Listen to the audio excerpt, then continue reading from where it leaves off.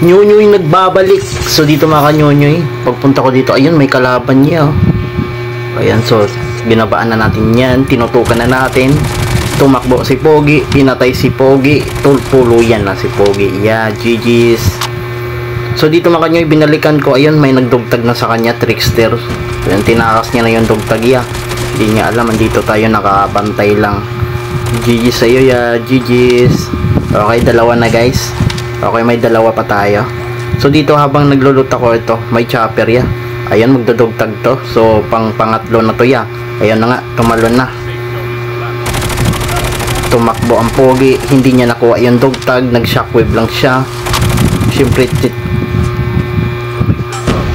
ayun, nagtapon ako ng smoke na sa loob ng Pogi, tinutukan ng Pogi, patay si Pogi. So ayan, tatlo na. So dito bumaba ako ya. Habang naglulot ako dito ya, bigla lang ako binumbahan na si Maris.